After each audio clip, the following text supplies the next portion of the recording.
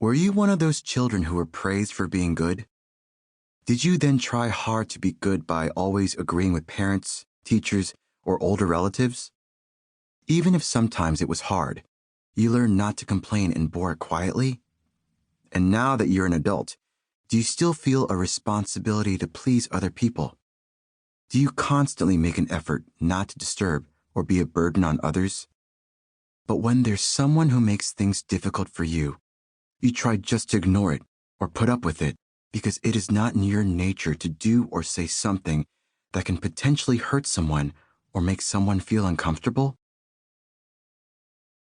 I have met many good people who suffer from depression, panic attacks, and other emotional disorders due to difficult human relationships. Such people tend to be gentle, well-mannered, and solicitous of others. They are the kind of self-sacrificing person who will habitually put other people's wishes before their own. Why, I wondered, do such good people often fall victim to mental and emotional suffering? I too was introverted and meek as a child, and so was often praised for being good. A good son who wouldn't give his parents any trouble. A good student who listened to his teachers. All this taught me was that it was good to be good. But when I went to graduate school, I began to feel that there might be a problem with only being good. In group work with students who were smarter than I was, with stronger personalities, I found that the tasks everyone wanted to avoid somehow always fell to me. I kept on telling myself that it was good to do good. But as time went by, it started causing me quite a bit of stress.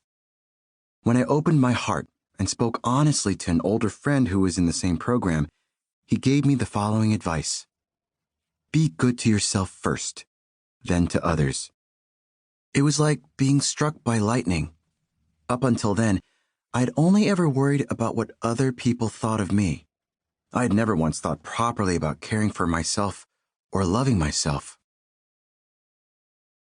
When we say that someone is good, we often mean that the person complies with the will of others and isn't self-assertive.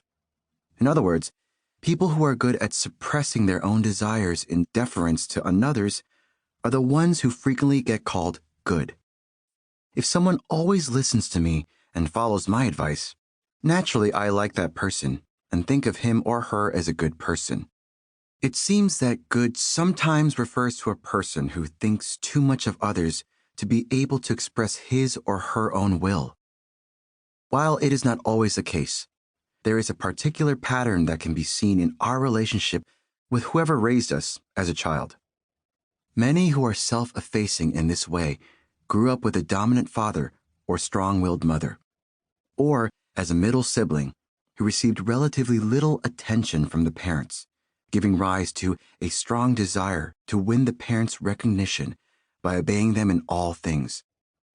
In certain cases, when the parents' own relationship is not good, or the family dynamic is awkward in some way, there are also those who take it upon themselves to make their parents happy by being good.